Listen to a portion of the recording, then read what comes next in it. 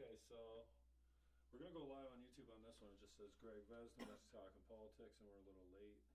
Okay. So we'll go live here. Nobody's going to be watching on the... Yeah. I didn't promote this, but I want to get it...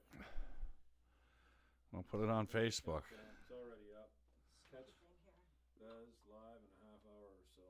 I think I said or so. And I've got one viewer. So there's no mics on this. It's just the camera by itself. And it's probably got too much of you and not enough of me. Yay. That ain't a good thing. Yay. And then over here, we got probably just the right amount. So yeah, let's do this. Hello, YouTube. So that's not the best sound. And then this one's recording over here just for closed circuit. Like it's not being broadcast, but at least hello, YouTube. You got At least I can edit this later, and then I got good sound because I got my buddy, former client, lent me these mics. These things are serious. 414s or 414s, AGKs, Yeah. AKG. AKG 414. That is it's an $1,800 mic. Yay. And we have so, two. And pull it up close to you there. Close. As Rogan says, pull that sucker right up. Pull that right up your nose. Right up your nose. About a fist away is what he says. All right. I'm a lot louder than he is. I'm a lot louder than he is. There you go. That right where I was. Yeah, put it back where it was. Radio station, same thing. Rock and roll control on your radio. 870-9152 is the number to call. It's a Chum All Hit Music Line. You keep calling them in. We keep playing those hits. So that's not much of a lag. So Vez. Kathy's handler. She's in the background. We should have the just turn the cameras to Kathy and just have our voice. No, wrong. She doesn't go on TV. I always get in the habit of Greg Vezina is my guest. The radio thing, right? Yeah. But it says right there, Greg Vezina, so you don't need to tell anyone. It's not like you can't see the guy and you come in halfway through the conversation. You got to say, and today we're talking to Greg Vezina. That's right. So thanks for coming in, making the trip from Kitchener today. You had a lunch date, speaking engagement. I wanted to be your handler. I see you got a better looking one and probably a more supportive one because, never miss a chance to pile on if you ever fall down somewhere. Is a woman that got him there. Yeah, there you go. See?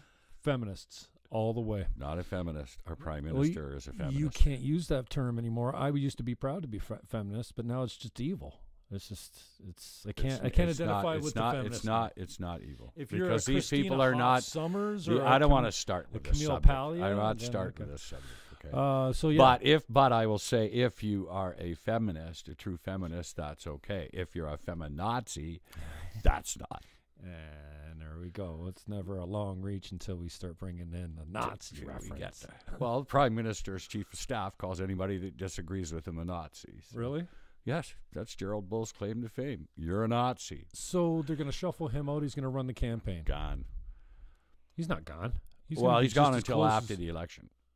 No. Don't you think he'll just run the campaign? Why?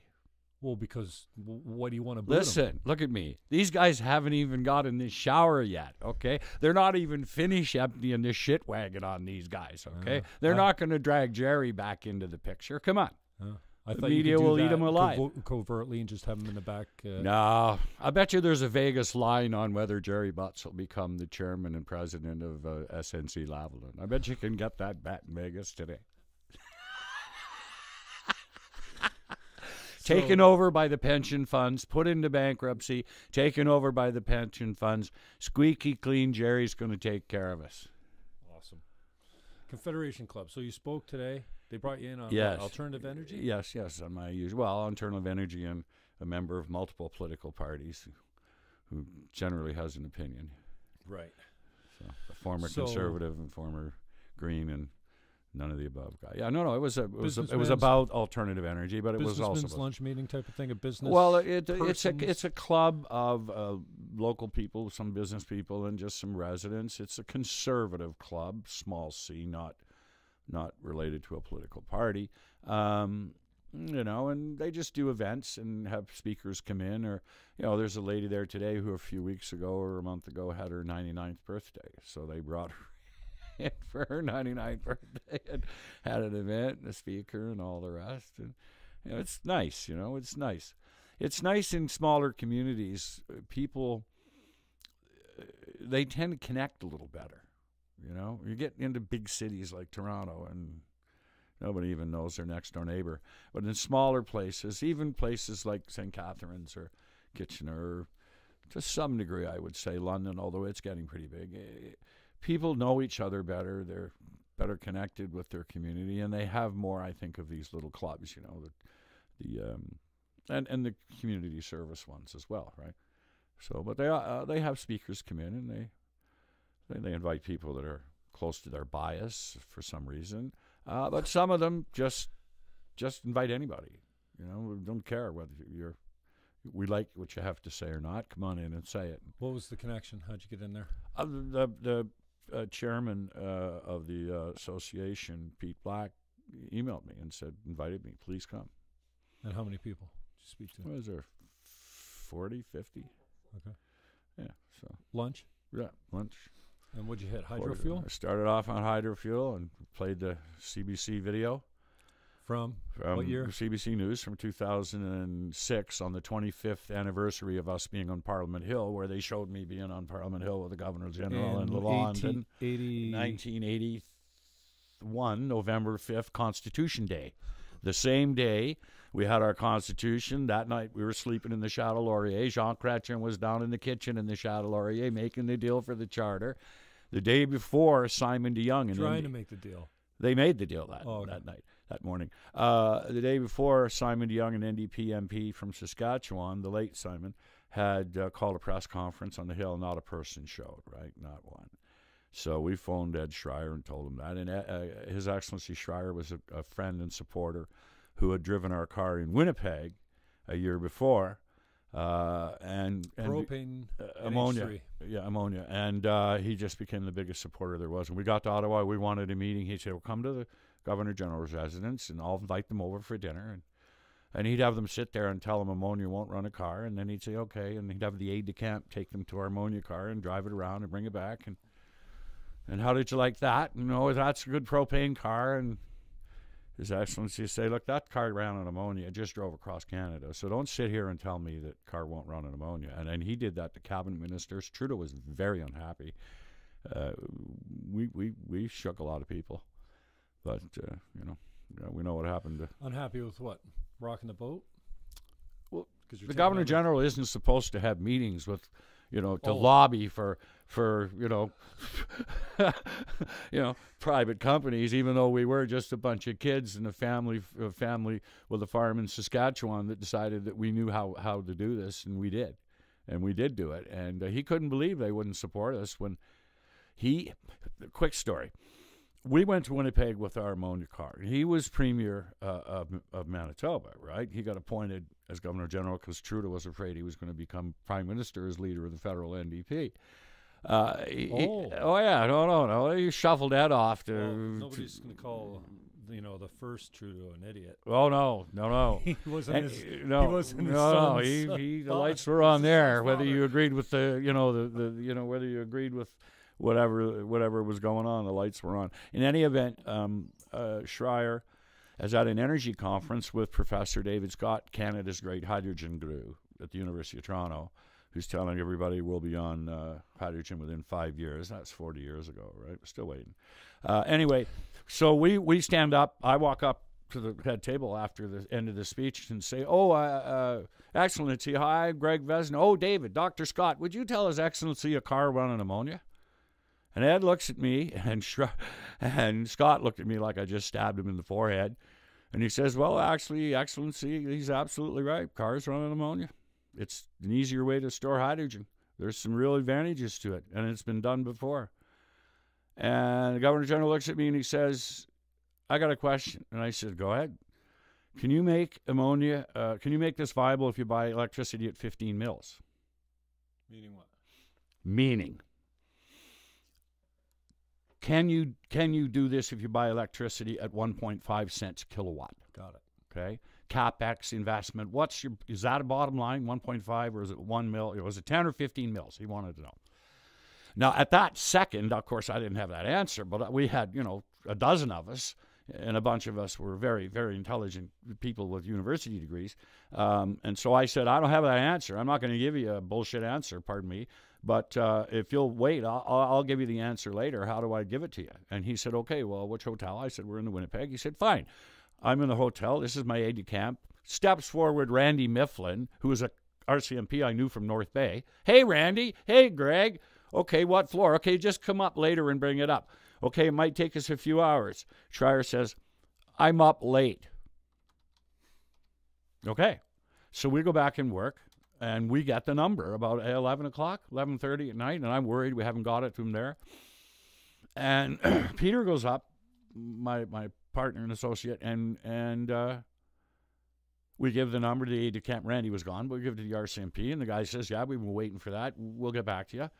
And we, great, we partied because we never thought we'd hear from the Governor General, until whatever, right? We didn't expect 7:15 the next morning, the door to knock and open it up, and there's Randy, and he says, His Excellence will be at the front door at 8:15, and he wants to drive your ammonia car over to the conference. Oh, my God. So, probably when we went to bed a half an hour before that, right? So, so there we are. So Ed, who's from Winnipeg and the Premier of Manitoba, takes an hour and a half to get from the Winnipeg hotel to the conference center, 2.5 blocks away. Talking. Finally, the RCMP following us pull up behind him, roll down the window. And Your Excellency, you got to go to the conference. You got to be at the airport in 20 minutes to get your plane to Ottawa. Okay. So he says to us, okay, I'm going to drive over to the conference center. You wait out front, and then I'll drive the car to the airport. And he was so impressed. Now, the reason he was impressed is, let's go back to the answer to the question. He was sick, and he was in the hospital recuperating for about 8 months. And while he was there, he read the Encyclopedia Britannica cover to cover. The question that he asked was the only question you needed to answer. If you could get the electricity at the right price, was this economic?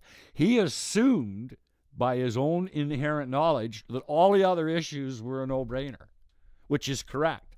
3 years later, the National Research Council did a study with Chemetics, which was owned by CIL, on ammonia as a fuel. And they concluded it was completely viable. There was no technical or safety barriers. And there was absolutely no reason it wouldn't happen. So, but then Mulroney got elected, and we got a letter from Pat Carney telling us we will make sure ammonia is not viable as a fuel for several decades. Mulroney's Minister of Energy. So anyway, we knew from the very beginning that the science and the economics were right, and we had some big league supporters. The problem really was the hydrogen guys hated us, because if we were right, they were full of shit. Yes, hydrogen worked, but only if you stored and transported to, at worst, a hydrogen fueling pump that cracked the hydrogen out of the ammonia as it fueled your car, because it's easier and better and safer until that point because of the chemistry, right? Ammonia's 100 psi or 200 pounds pressure per square inch at 100 Celsius at boiling point, okay? Hydrogen is 5,000 psi, right? The other way to store it is to compress it, is to cool it. Okay, well, ammonia is a liquid at minus 32. Hydrogen is minus 275 Celsius. Yeah, a lot of okay? freezing going on. This is why LNG won't work. It takes more energy to liquefy and compress and transport LNG, which is 50% carbon, and then decompress it at the other end, and then get it to, and then burn it and then release the carbon, than it does to make ammonia, to take the carbon out of the gas at the plant. The ammonia sequesters it into CO2. Well, now you can mix the CO2 with some ammonia, make urea, fertilizer, or you can leave it as carbon black, or you can mix it with soil and make char soil. Like, you can bury it it'll be stable for 300-400 million years. But no. We're going to transport it all the way around the world, and at the other end, we're going to blast it in the atmosphere. Look, we can sequester it where we start. Now, if we take the carbon out, then we're not shipping the carbon, the weight of the carbon. It takes energy to move this crap halfway around the world and refine it. Look, basic math. Any form of energy, fossil fuel or renewable, that uses ammonia for storage or transport or utilization in some way is twice as good. Half as bad efficiently. In every single industrial and transportation application on Earth except transoceanic air flight. Because you're going so far that the weight penalty is too much for ammonia. You can use ammonia in existing aircraft in wet wings as long as you refrigerate them because it's a liquid. And what's the temperature at 40,000 feet? It ain't no 40 degrees or 50 degrees Celsius, boys and girls. It's cold up there. So in every application, as soon as you add ammonia to the picture, you're a winner. In every fossil fuel application, you take the carbon out. You separate the hydrogen from the carbon. You replace the carbon with nitrogen from air. You take that halfway around the world, and then you burn it as a fuel or however, and then the nitrogen gets released. You're not releasing no carbon. There ain't none. Same story with renewable energy. That's the reason that solar and wind and all these other things don't work, because they're not using storage. If you had storage, you could take off-peak power that's worthless, or in Ontario's case, that we pay someone $2 billion a year. Here, boys, come get this for free. Less than free. Here, we'll pay you. Take it away.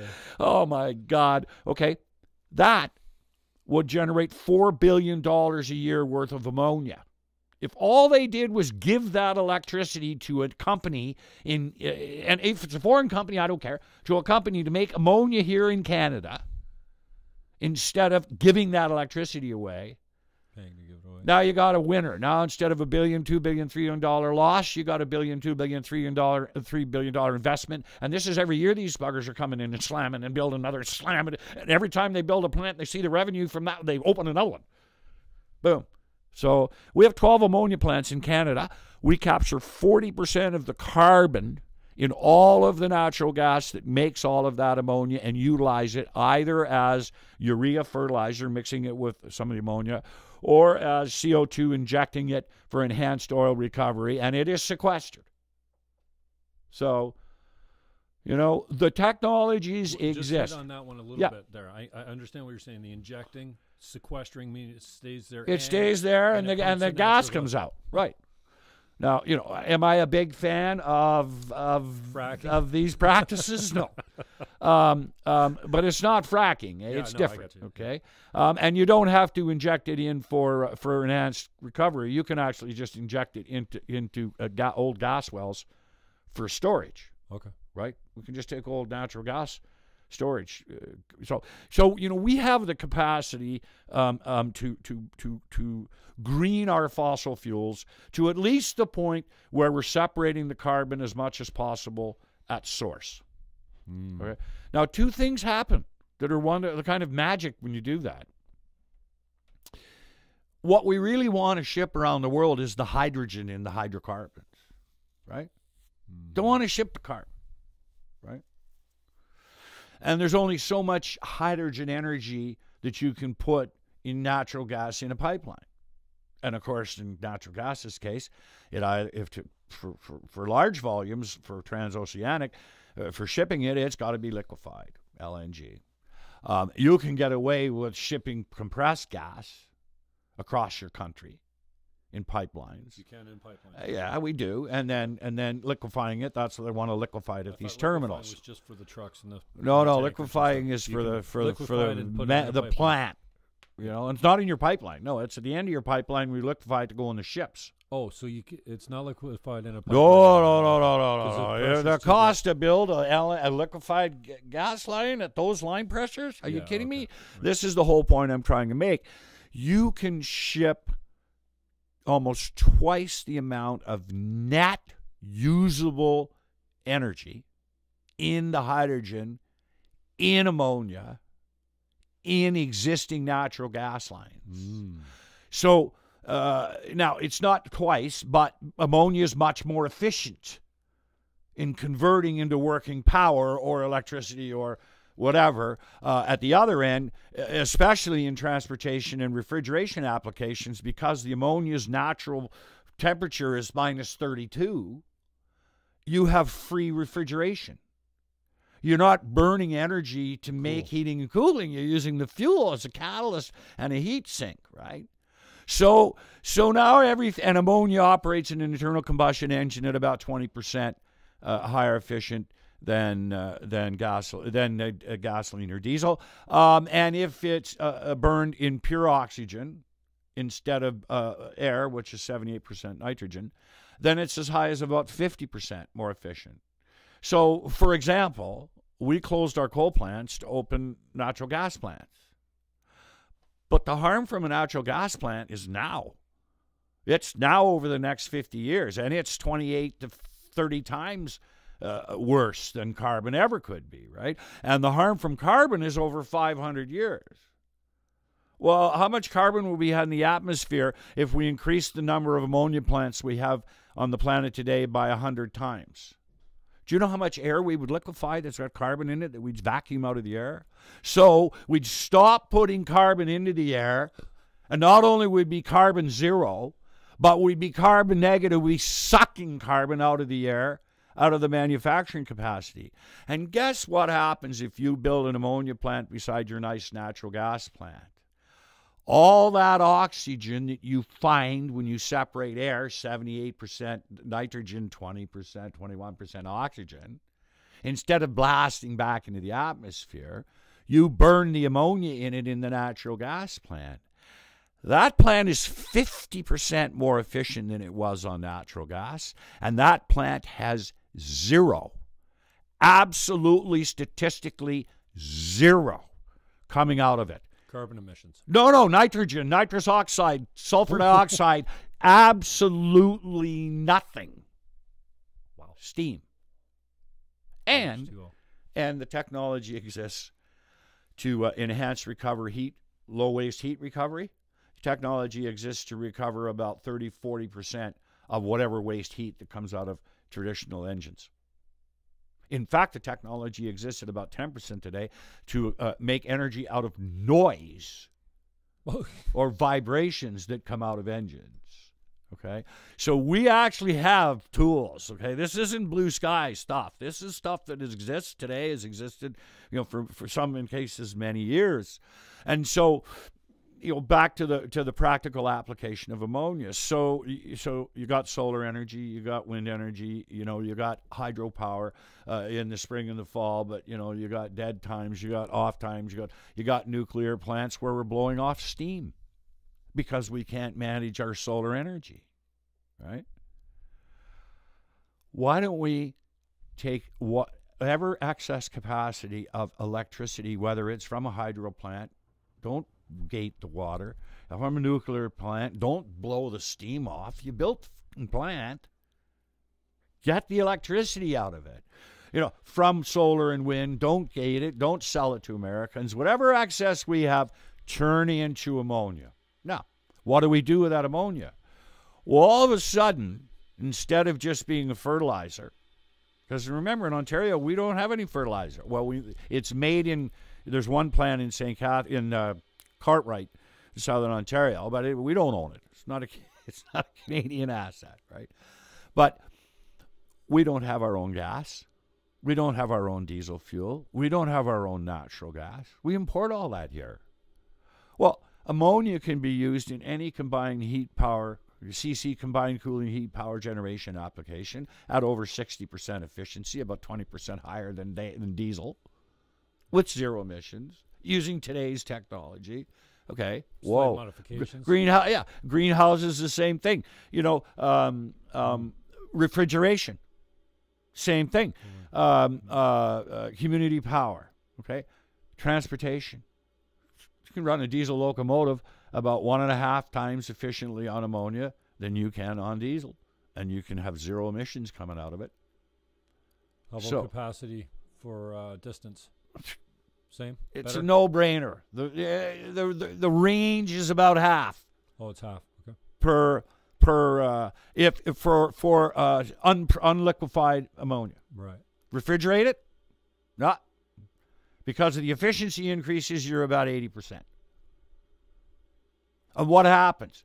You build the tank to tolerances for non-refrigerated transport, which you can do for ammonia, which you can do for LNG. If you don't have LNG refrigerated, buddy, it blasts out of the top, out of the high pressure relief, okay? If you have a tractor trailer running on ammonia, running on LNG, and it runs out of fuel, guess what you got to do?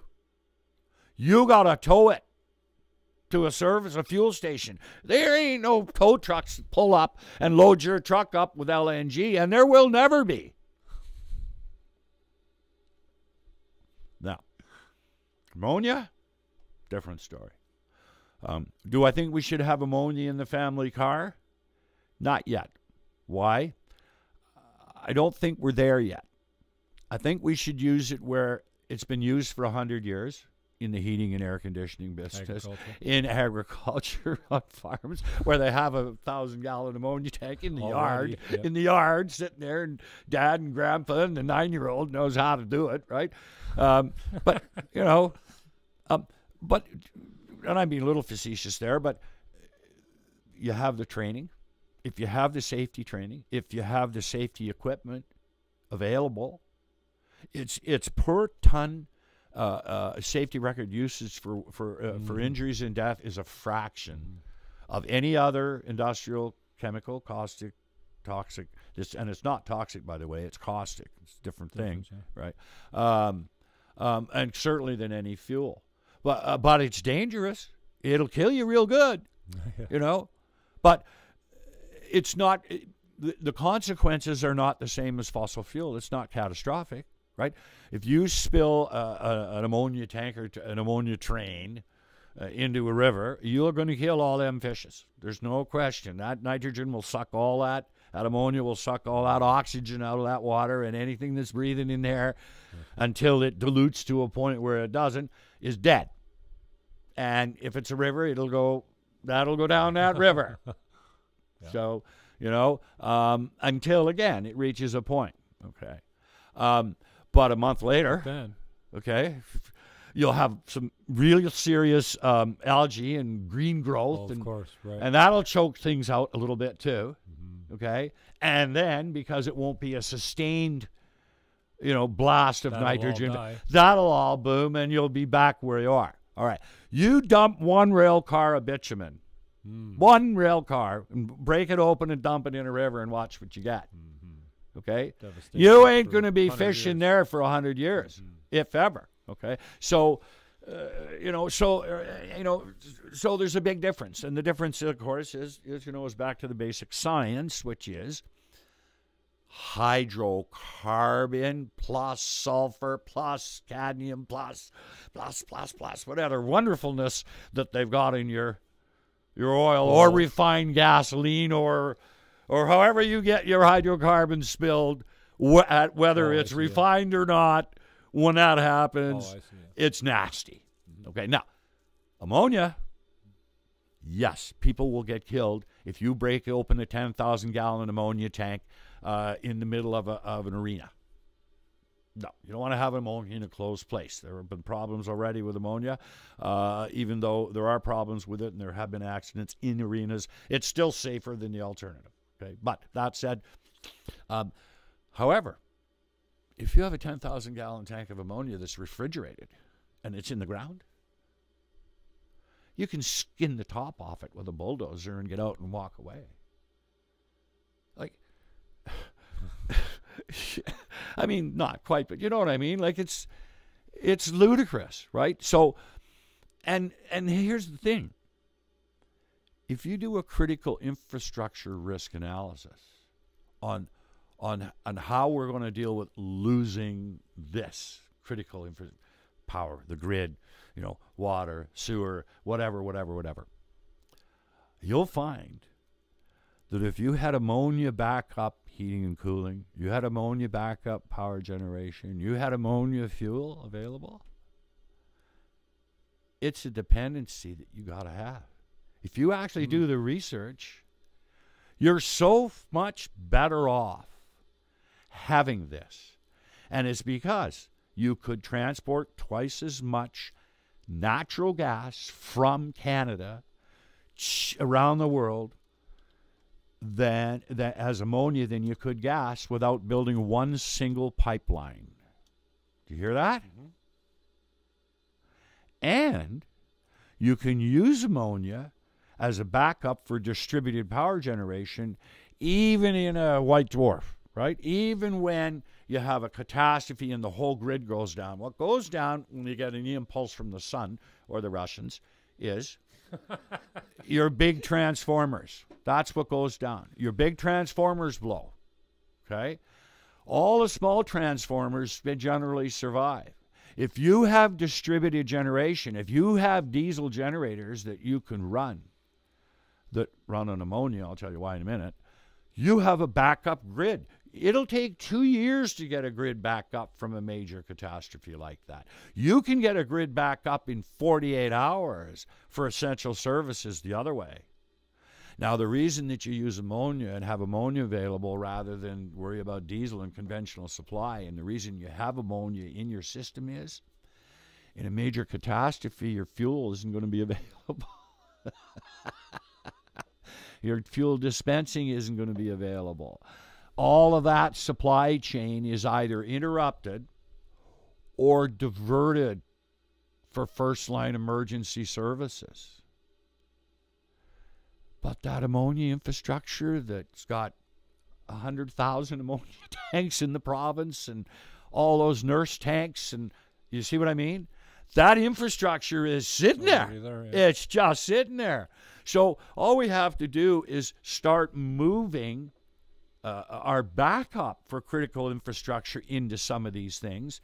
And the more we move them over, the less we needed the primary system. And you basically have a double redundancy for everything. We start moving a lot more energy to market. We start utilizing energy a lot better ourselves instead of losing 50% of it on distribution losses in a grid in outside when it's 20 below. You know what happens to the electricity we're generating, baby? You think a battery Tesla is the only thing that won't move? Come on. And the same thing with fossil fuels. When What's it gets the transmission loss? Oh, distribution for the province of Ontario, it would have to be half. Wow. Yeah. If anybody said I'm not wrong on this. It's huge. Distribution losses in the line maybe 15%. Oh, okay. But distribution losses getting the electricity to the TMI, the last mile electricity is the most expensive electricity, and that's generally an agricultural and industrial user out in the middle of nowhere. Right?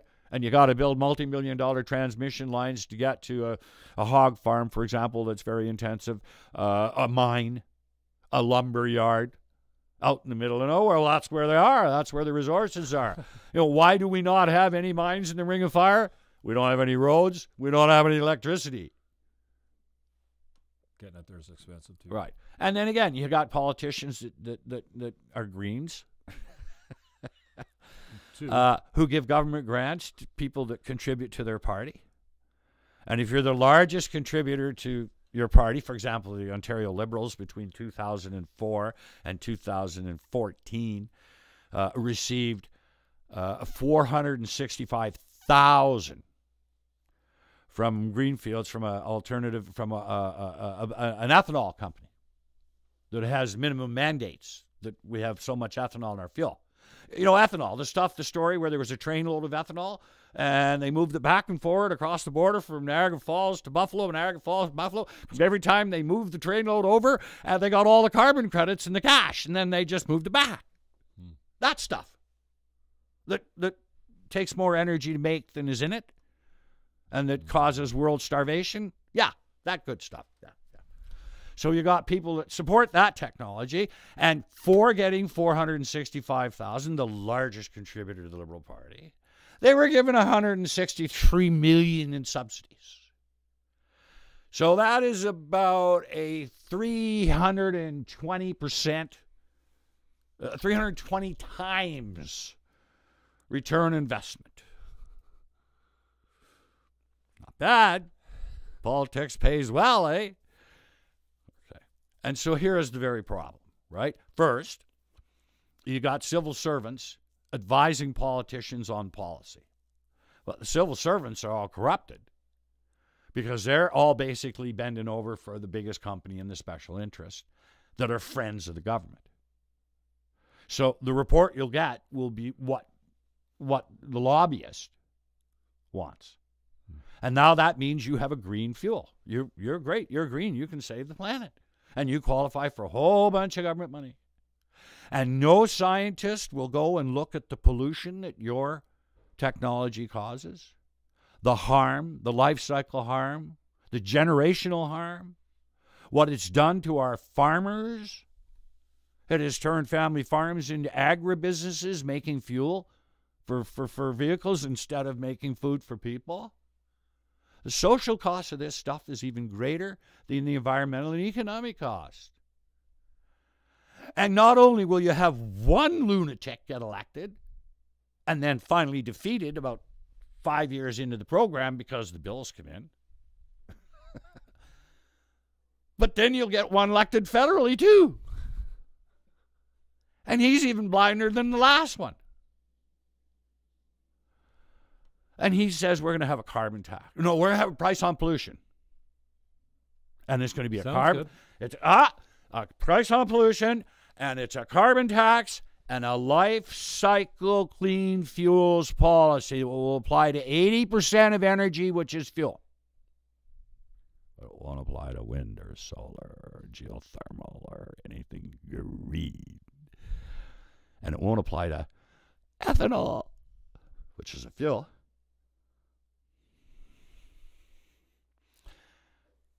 Okay. I just... Okay. So...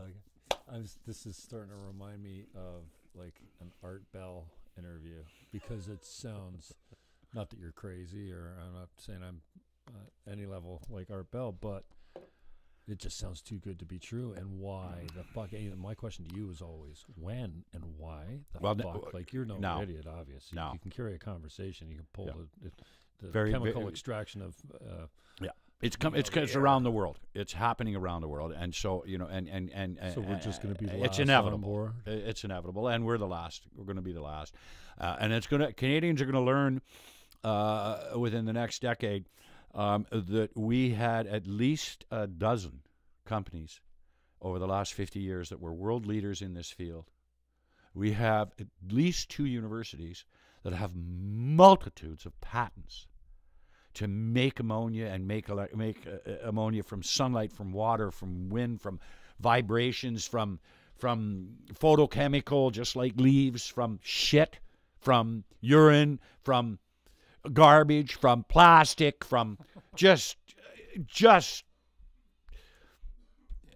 10 years from now, ammonia will be a $1 trillion energy business. I can say that because of Japan.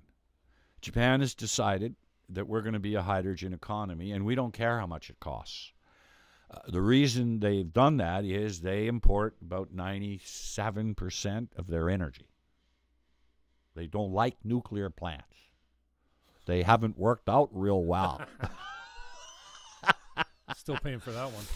So, besides their nuclear base, they are an importing country, and it is very expensive to import energy. And the Brazilians found out about 30 years ago from the World Bank. They did a little study, and they said, hey, we got all this sugarcane, and we got all this land, and we can bulldoze a bunch of it, and we can make alcohol fuel. We can make ethanol. Are we better off bulldozing the rainforest and making ethanol, or are we better off importing oil? You know what the answer was. Mm-hmm. The answer was you can spend 10 times as much on domestic energy production and an infrastructure than you spend simply importing that energy. And your economy is net level. Why? Well, because about 70% of that money, if it's spent inside your economy, stays in your economy just within the social infrastructure through the corporate and personal and labor and taxes. The other 30% is profit, which just swishes around the toilet in your own economy as well. Or you can take your currency, you can ship it out of your country, you can devalue your currency, and they will come back and buy your industries for 50 cents on the dollar, and the cycle continues. Why is Donald Trump in Venezuela? For democracy. So you see? So you're right. I've been, for 40 years, been saying, hello. And in this country, it's a waste of time. But Japan said to the Saudis, it's effective 2022, we're not buying any more oil. If you can't send us hydrogen, liquid hydrogen, or ammonia, we're not interested. And they sign a contract, and these are all the big companies, like in the world, eh? All the big guys that are in this business are now in this business. All the big manufacturers, all the Yara, the largest fertilizer company in the world, made ammonia for 100 years from electricity and water in Iceland, right? All the big engineering companies are now in this. They're building electrolytic hydrogen ammonia plants in Australia. They're building them in the UK, okay? So all the big boys all over the world are playing, and Japan then said to Australia, we don't buy any natural gas after 2022. And Australia said, we'll convert it to ammonia. And they said, great, we don't give a fuck as long as we don't get the carbon. But they said, but we want to sell you ammonia made from electricity too, because we have the highest efficient solar ammonia place on Earth, right? It gets hot over there, right? So yeah. So there's some $1 billion contracts in the works already, and there's going to be some more. So when you can get green energy, greener energy, truly greener energy, whether it comes from a fossil fuel or it comes from a renewable source that you can now store and transport, which you can't before, cheaper than you can buy fossil fuels, what would you do? Invest in your own economy? Absolutely. And that's all we have to do, okay? We have to invest in the technologies that we can develop here that are our own, that relieve us from the stranglehold of imported energy. And we have to do it in a way without subsidizing it, because if we subsidize it, we violate trade agreements, and we end up paying the capitalists anyway. So we have to do it in a way that is legal and passes trade. So back to Brazil. What did Brazil do, and how did it work out? So Brazil said, okay, let's bulldoze a couple of 100,000 hectares of rainforest. And then let's make alcohol. And they did it the first year, and it worked really good. And then the monsoons came, and it washed away all their sugarcane plants. And they said, no problem, let's get the bulldozers out there, and we'll see if we can hit another couple 100,000 hectares. And they did that for about 10 years and bulldozed, several million hectares of rainforest to grow sugarcane that got washed away in the rains. And then I guess some Saskatchewan farmers said, tree rows. Hey, you guys, tree rows. And they said, what? And so they planted a bunch of tree rows, and they didn't have to bulldoze a couple 100,000 hectares every year over and over and over and over. And they reclaimed all of the lost land that they lost and replanting hectares. And 25 years after that advice from the World Bank, Brazil became a net energy exporter. It has exported energy. It doesn't import it. But there's one other interesting thing.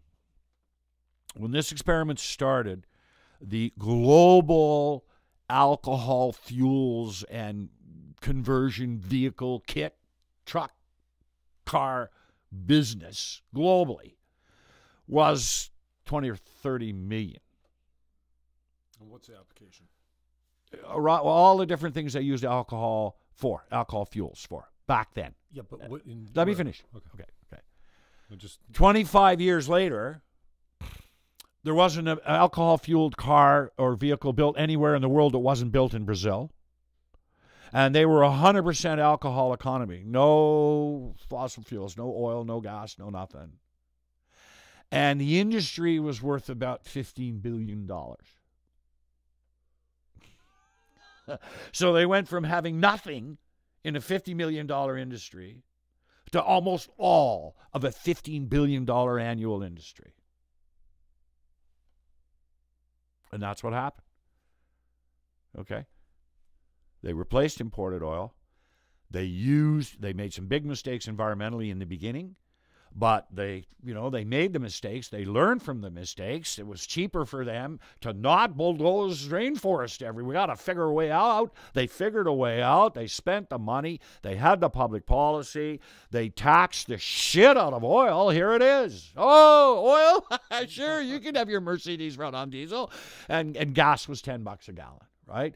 And alcohol fuels was $1 a gallon. And it gave them a huge economic advantage, not only because they built an alcohol fuels industry, fueling stations and infrastructure and vehicles and generators and the whole 9 yards, but they got all the ancillary industry that goes with that too. Right? That was just a win-win-win-win-win. So the short answer is, because I cut you off there and tried to ask me something, it was the consequence of producing their own energy that was the big win. And they did it in a way that they didn't violate trade deals. So, no, you started asking me a question. I just wondered because I don't know of a practical application where alcohol solely used for fuel. It's fuel. It's used for vehicles, generators, heating, air conditioning, and industrial applications. They don't burn diesel in their factories down there. No. They burn alcohol. Okay, they burn it to generate electricity. They don't burn diesel down there because they're making the alcohol. They make their own alcohol. Why would I import something at $50 a barrel when I can make the same amount of energy with less carbon for $5 a barrel? And what's now environmentally it's a different issue, but then the carbon in the oil came from somewhere, right? And there is a life cycle consequence and cost to that, but the world doesn't care. So in relation to trade deals then, in reference to ammonia as instead of alcohol and compared to Brazil, what type of problems does that put Canada or any country like Canada in if they start generating their own? Brazil could take all that alcohol fuel and make ammonia and urea out of it and not emit any of the carbon and make more money. Right, I get that. But what's the trade deals you got to be worried about? If you subsidize, you got to worry about trade consequences, right? Trudeau was going to apply his carbon tax, not the life cycle tax. That disappeared. And what we're going to get is going to be a joke. And it's going to exempt all the greens. And he's already exempted all the natural gas. We close coal plants to open natural gas plants. The harm from natural gas over the next 50 years is catastrophic. The harm from carbon is over 500 years. In 50 years, we could get totally off fossil fuels entirely. Okay? Oh, more harm. Okay, and then he exempts all natural gas plants built before 2023 from emissions, all emissions. And he exempts all natural gas plants built after 2023, so long as no more than a third of the power is used on the grid. What do you think these guys are going to use for their enhanced oil recovery? They're going to use gas to make electricity. That's what they're going to do. Because they can get away with it environmentally. They couldn't use the gas to enhance the oil and gas. They'd have to pay a carbon tax. Oh, wait a minute. Oh, oops. Geez, he exempted them 90%. That's right. So so wait a minute.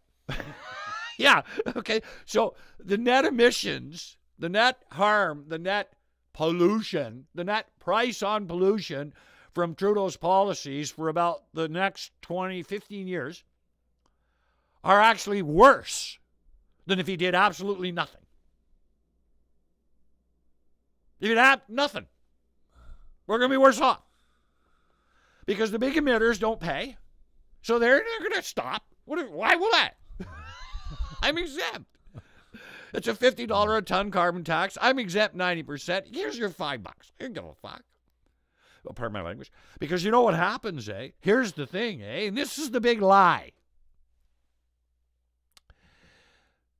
The farmers in the United States in the fertilizer industry, you say. So you ask them, are they going to pay a carbon tax? And they say, if you charge me $1 a ton, every ton of ammonia will have 1.8 tons of carbon. In Canada, it's a little lower because we use some of it, right? So it'll cost me $1.80 a ton. If you charge me $1.80 a ton for ammonia, tell you what I'm going to do. I'm going to tell you to stuff your ammonia, and I'm going to buy it from China, where they make it from coal, where it releases 4.5 tons per ton of ammonia of carbon in the air. And it only costs me $1 a ton to ship it here.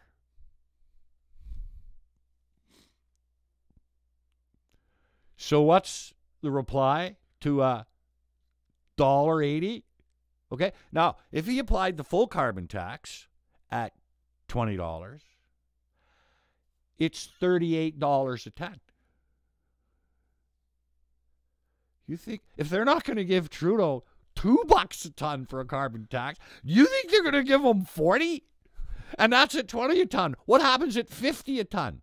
It's $100 a ton carbon tax.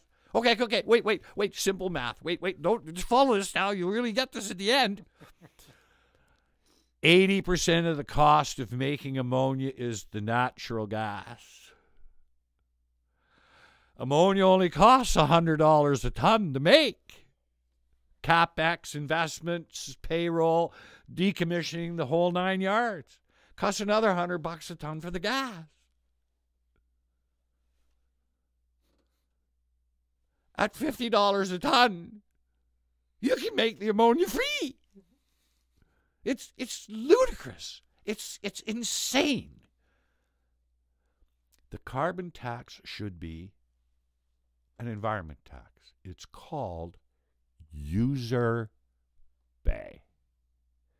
You use, you pay. Not my kids that are riding the bus. Not my kids that are taking their bicycles. Not the kids in China or in that have the lithium lakes that they get to swim in, the tailing ponds from lithium mining. Not the kids in Africa that are mining the rare earth minerals and materials, including needed for the magnets for wind energy. Who's paying for that? That's clean, green energy.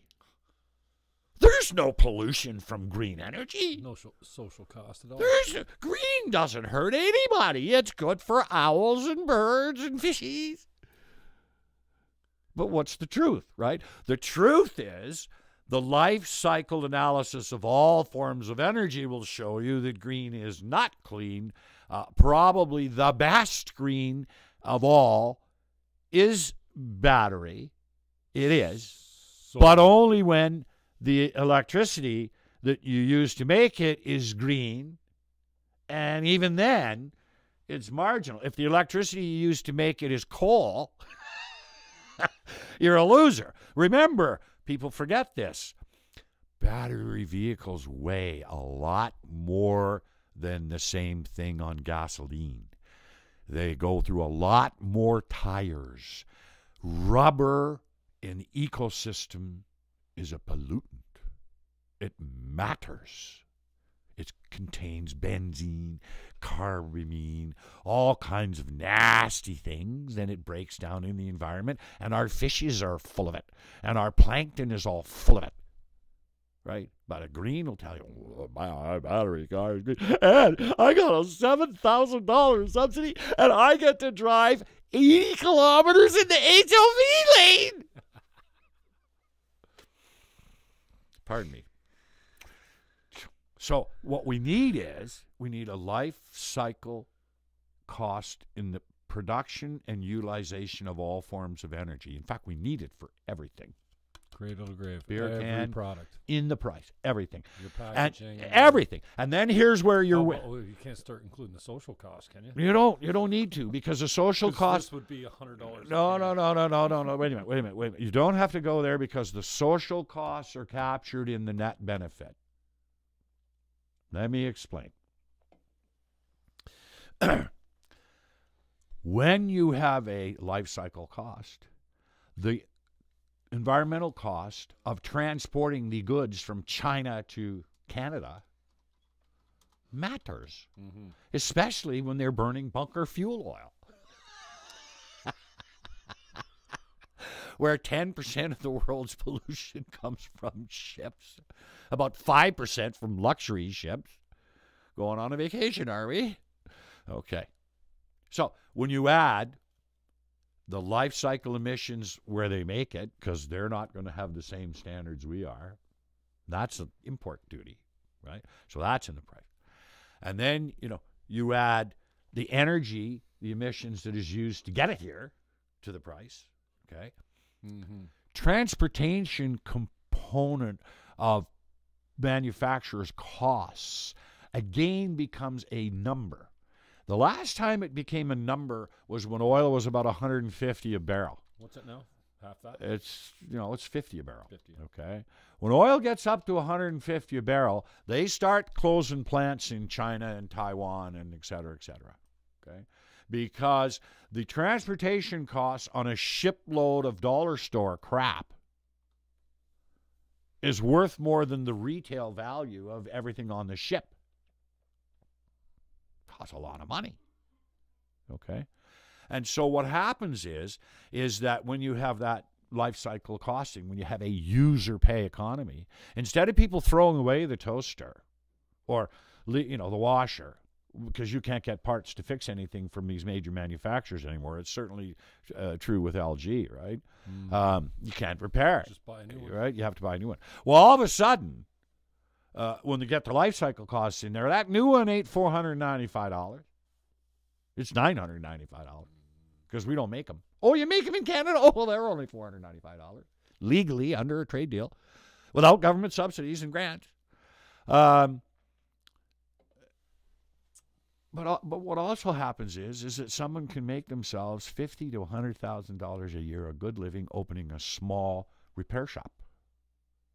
And so what happens is instead of this stuff ending up in landfill or wasted, it actually 80 to 90% of it, as soon as transportation costs becomes a big enough number, it all gets flipped and it all gets diverted into a reuse or recycle. And recycling right now, what we're facing is a great example. There's another great scam. Oh, yeah. Okay? Half of it end up being burned in incinerators or buried anyways. And what was shipped to China. And China said 2 years ago, fuck you, we don't want it anymore. We got people with matches and straws burning plastic so that they can test the ones with benzene in it, because that they can refine into oil. So we have a generation causing cancer and killing themselves in recycling plants just to get the valuable stuff. And we got a mountain of it the size of, whatever, Mount Everest. Let's stuff it up your ass. Well, if when you bought that plastic packaging, there was a 25-cent charge, unless you returned it, and even when you did, you only got 12.5 cents back. what percentage of that packaging you think would end up in a landfill? And the companies would start using a lot less damaging packaging. That'd be like craft. What paper. percentage of beer cans and beer bottles end up in landfills? How many? Hello? Small point production. So what you're Ammonia. able to do is you're able to flip the negative side of capitalism, of globalism. Okay? You're able to use it against itself. Because just Making you because they can self-sufficient. produce something over in the third world at $1 a day labor doesn't mean they can get it into the country without the rest of the costs. They For might be able to get transportation it in. especially. You see? So when you add the transportation costs, when you add the environmental costs, when you add all those things and it lands at a store here, it's not all of a sudden half the price or a third the price of anything anymore. And you make sure that you have your made in origin stickers. You make sure that everything you buy, I don't give a shit what it is, has the flag of the country that made it right where you can see it. And make that a law. Oh, I don't want the flag of Japan or the flag of China on my $6,000 stainless steel fridge. Oh, you don't? Well, you can buy one in Canada, from Canada, without the flag or with the flag. But if you buy it from anywhere else, and it has to be at least 3 inches by 3 inches, like the Quebec language law. So that everybody knows you're a cheap asshole that bought this crap from China and put people out of work here. And let consumerism do for us what it should do. Let the market take care Let of the itself. market, you know, the union isn't, it's a little crazy, but it's not too crazy when they say anything with a letter C or whatever, what is it, a letter A or B? Don't buy a car with a letter B because it's made in Mexico. Don't buy a GM product unless it's made in America or Canada. Like, okay, why? Well, we're pissed GM's opening plants there because we have a trade deal that allows them to do it. So let's penalize GM. Would actually the right thing to do be to penalize the retards that, pardon my language, can't say that word. So, sorry, apologize. The mentally deficient people that passed that law? Like, You mean the free trade agreement? well, yeah. That passed a free trade agreement that says, Because GM's taking advantage of the law. that says, okay, you can do this. Yeah. How? Okay, so we don't have free trade. No. We have republicanism. That's what we have. We have the robber barons, of old. It used to be the sea captains would come in and rob you fucking blind, right? But now, no. We got the captains of industry that do it, okay? Oh, we don't like our policy? Hey, Don, send in the army. We need a coup. We want to get some weapons to the Iran-Contras. Well, Jesus, Mr. President, you can't do it. You got to have congressional approval. Okay, go to our friends in Central America. Let's get some cocaine. Let's sell it on the street in New York City and Los Angeles, and then let's use the money to fund the Iran-Contras. Ollie, get on it. Yes, Mr. President. And what happens when he gets caught? He gets sentenced. And then Reagan pardons him. Right? Like, you're going to tell your kids, go to school, go to church or the mosque or whatever, and do good and be honest, but don't let them watch the news. Mommy, Daddy, Don't let them read the president is crazy. Yeah, and that's how you, and when you grow up, you too can be rich and be just like that. I mean, come on. And it's not only Reagan. It's not only Reagan. It's the Democrats too. They're all the same, right? When it comes right down to it.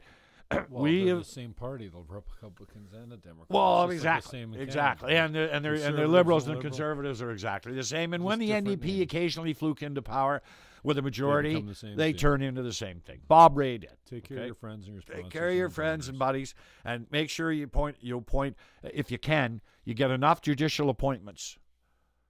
Or So just straight. Oh no! premiership. You Fill got to the fill up. boards with You got to all- fill up the courts as fast as you can. That's the most important thing of all. or boards. No, not boards. No, boards are no good. They don't rule. You want to change the society, you just got to fill up the courts. What do you think Mr. Trump has done in the United States?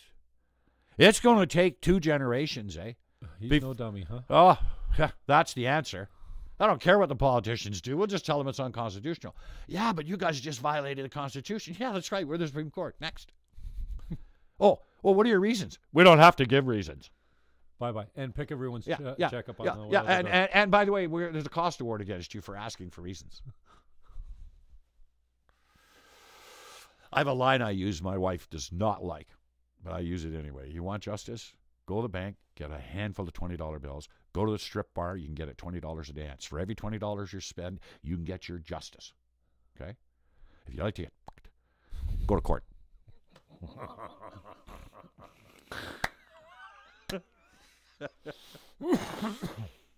We got to go. Yes. You're done. Thanks for having us. You probably know this. AVT Spies on YouTube says, how many beers did you give him, Jim? This is the second one. So somebody that follows one of us on Twitter, I think. All right. I just put it on Facebook. Well, thanks for having me. Cheers. See, this is the guy that's pounding him back. Oh, I'm kidding. Yeah. I want to know small point production. Can I make this stuff and sell it back to the grid, or sell it and how efficient? Small scale. Good point. Thanks. Great question. Because that's the ultimate goal. Well, that's the answer. Everyone a producer, right? And that is the answer. And it's not quite down to you can do it in your own backyard. You can certainly do it in an agricultural, in a farm. You can do it in community power. So you could do it. How labor intensive would it be on a farm? Let's say, like how many people on that job, and how much time does that entail? Well, if you're talking about manufacturing a product, and you're going to have the people that are doing it, you're going to have the safety materials and records. It's not.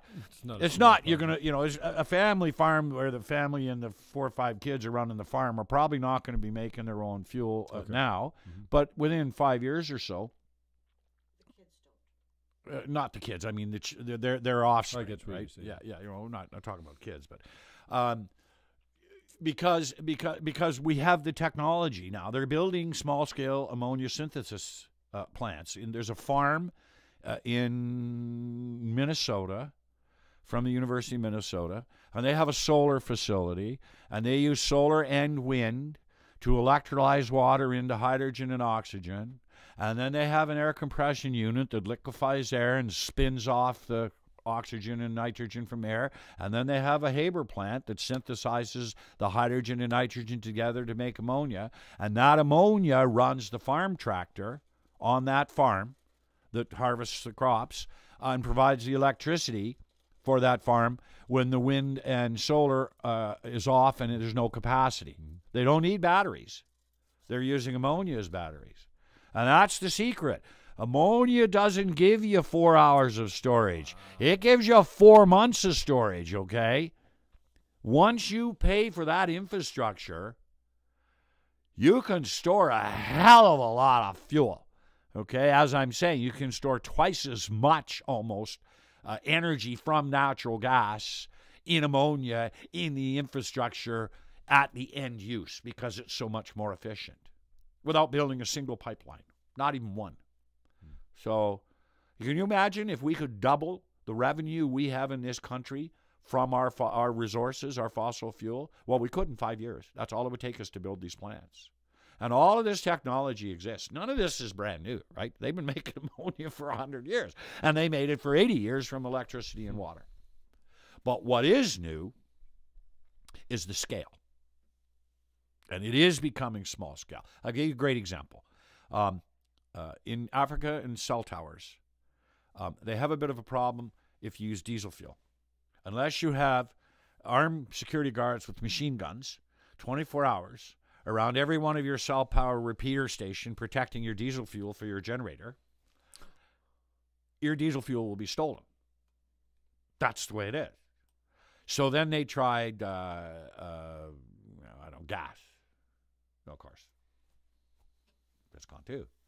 So then they tried shipping in propane.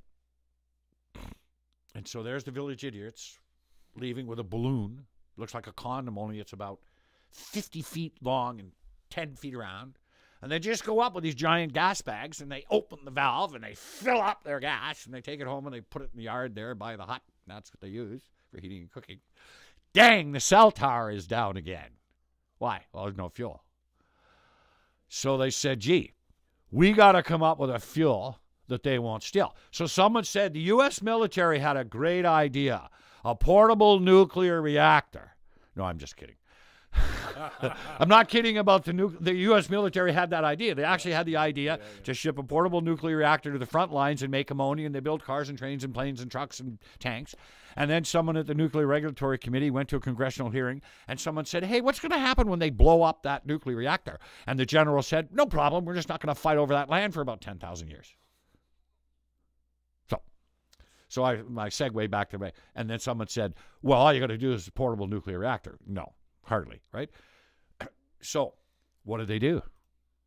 Why don't we get an ammonia fuel cell? Why?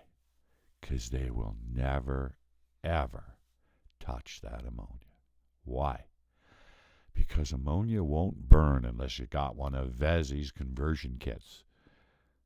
You can't burn it. They can't use it. Even if they knew how to handle it, even if they had the face mask and the gloves, they can't use it in the burner. They can't put it underneath their little fireplace and light a match to the gas bag with a garden hose. Okay? They can't use it. So all those cell towers in Africa, 50 of them, repeater towers, are fueled by ammonia fuel cells. Now, is that cheap? Hell no. It's about 10 times the cost of diesel fuel if they don't steal it. Are they still running? Yes. Why? Because it's cheaper. So now that's an extreme example of where you'd use ammonia, but that's a classic example. And so if you take that thinking, okay, wait a minute. Where can I use ammonia where I'm using something else? Let's take out because they're stealing it. And let's include the other factors. I can make it domestically. I can manufacture it beside a natural gas power plant and get clean electricity out of it. I can. And then you have to look at each application. Okay? And a great one for Canada and our feminist Prime Minister is that cares about our First Nations and them having clean water and electricity. And Kathleen Wynne was the proposal to build, and they're building it, a transmission line from Thunder Bay to 16 First Nations in Northern Ontario, 1,700-kilometer transmission line to replace their diesel generators. Except there's no power plant in Thunder Bay. And the only power they're going to get for it is interruptible power that's spilled from the grid, so you can generate in Southern Ontario and ship it to Thunder Bay for the First Nations to use. Real nice. No transmission losses there, boys and girls. Absolutely none, hey? Oh, my God. Okay? And guess what they've got as a plan to back up that electricity? Diesel. So we're replacing diesel with really, really, really expensive diesel. So we wrote a proposal, man. We submitted our proposal, and we can do it for a quarter of the cost for the first 10 years and a tenth of the cost thereafter, because it's cheaper to make it up there from wind and solar, because you could make ammonia there. It's grid scale. It takes 10 years to build the plants and the infrastructure, and you're there. And that's using today's technology, having the project costed by, Siemens or one of the big companies that are in the space, right? The Ontario government go away. Look, I was the only person in Ontario that intervened into Doug Ford's challenge of Trudeau's carbon tax, the same as the case in Saskatchewan. Really? I was the only person that was refused intervention, the right to intervene. I was not allowed to intervene. The court said, yes, you're an expert on alternative energy and ammonia and the environment, but the carbon tax isn't about the environment. And they wouldn't hear from me. And I said to the court two things. I'm not a lawyer, and I will get the law right. But I've told you what I want to argue, Section 2, Section 3, and Section 7, and you didn't want to go there, right? Holy fuck, we don't hear this. And the basic fundamental right of I forget the legal term, but unfair application. A piece of legislation cannot, in its practice or enactment, not do what it's designed to do. You can't have legislation that says we're going to reduce pollution and then increase pollution. You can't, right? So I wanted to make this argument, and of course they didn't want to hear it, right? And of course you get all the lobbyists there. There were 9 people in favor of Trudeau at this that they accepted, and 3 in favor of Ontario. They could have let me go, right? I was against Trudeau and I was against Ontario, but they let the guys in from the Eco Commission. The guys that are their partners and shareholders and contributors are the oil and gas industry and the ethanol guys that, of course, submit that the best thing for the environment is to increase the minimum mandate from 5% of fuels to 15%. And they're going to sit there and tell that judge that Trudeau's policy is good because it's going to lower carbon emissions. But the net pollution from what Trudeau is going to do is far, far, far, far worse for our environment, for our kids, and for our grandkids than the carbon. And the courts in Ontario, the Court of Appeal, refused me the right to submit evidence on that. And here's the reason they did it. When it gets appealed to the Supreme Court, I will intervene. But the court will say you can't put any new evidence in. This record is a complete record. You had to put your evidence in at the lower level. And I'll say to the court, but Your Honor, they wouldn't hear me. They heard from David Suzuki. They heard from the Sisters of Mount Cashel in Montreal. They heard from Jason Kenney twice. From the Canadian Taxpayers Federation. It's got 4 people there. But they wouldn't hear from me because they knew that when I appealed it, you'd say it's a complete record. So you have to let me put the evidence in. And the court's going to say no. Now there's a way around that, which I can't speak about now. Yeah, but be prepared. Just find a new way to fuck you over and screw you around. No. Well, if I don't intervene, if I go to the court because I'm part of a lower court case that's now been started, that's parallel to those 2 courts, I go, wait a minute, Your Honor, you're deciding this issue. They wouldn't let me intervene in that appeal. Fine, I filed a constitutional challenge against all of it. With a lawyer, with a 5,450-page research document created by the professor of the University of Ontario, which is called the Comprehensive Energy Analysis. It's everything there is known to man about energy has been put in one 5,000-page book. Everything that's known to man is in one book. The emissions, the subsidies, the impact of subsidies, the whole thing. And the chapter on ammonia is all the work that we did with the University of Ontario, and we're cited all through it. So I told the judge that.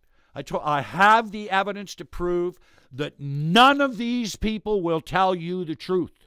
They will cherry pick the things that help them, and they will make sure, both sides, that you never hear the things that will hurt them.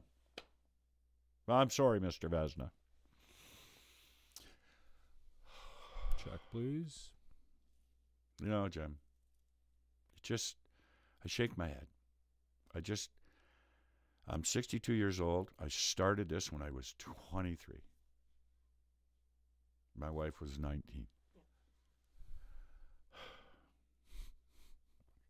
You know, and I've been right. We've been right all along. And not only right about ammonia, but we've been right about democracy. We've been right about first past the post. We've been right about we need referendum. Mike Harris got elected on promising a referenda bill and drafted a bill, and then lost the plebiscite in Toronto and said, okay, well, I'm not giving him a referenda law.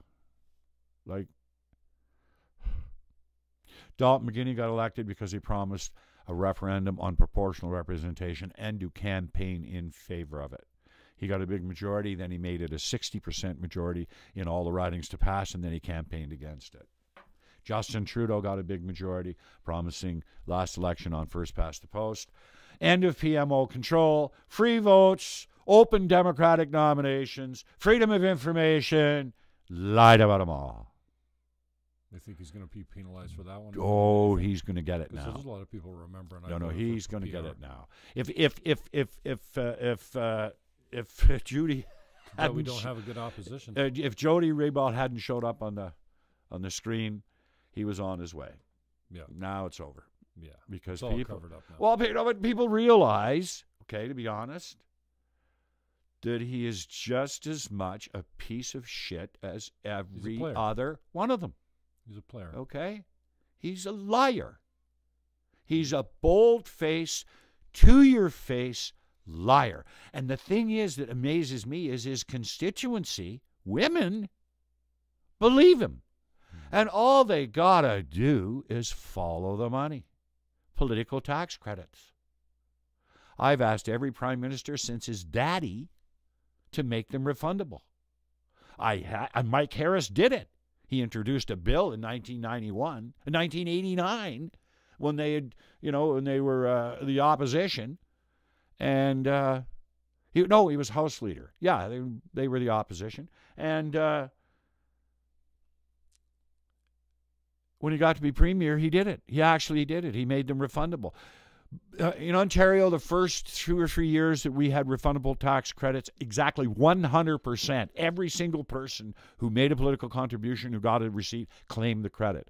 10 years later, by 2013, 14, 15, 99.9 to 99.8% of people who contributed to a political party in Ontario and got a receipt got the credit. Federally, it's averaged between 50 and 53%. Now, federally, you only get the tax credit if you have tax payable. Let's do a little feminist logic here. Who are the wealthiest in society as a subgroup? One-legged native lesbians? No. Women. In parents, who are the lowest income of parents? Single parents. Women. Amongst the disabled, who are the lowest income of the disabled? Women. Amongst immigrants, who are the lowest income of immigrants? Women. Right. Who's the highest income? Men. Who's the highest class of all? White men. Women have 70% of the income. An immigrant woman or a minority woman has 43% of the income of the average white man. The 47% of federal political tax credits that weren't claimed were claimed by women, the disabled, poor, immigrants. Not a single person 18 or under who made a political contribution and got a federal receipt qualified for the tax credit. But we want young people involved in politics. We want women involved in politics, and we're going to open up nominations for you in any one of the 182 ridings we didn't win. So we're going to make sure that you have a nomination in a riding where for sure you have a chance.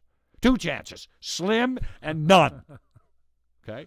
And we're going to rig the money game so that if you want your campaign financed, you have to go to the Judy LaMarche Fund, where you can contribute to women liberal candidates.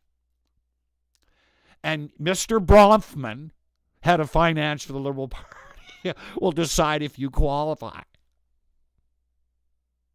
Give me a break.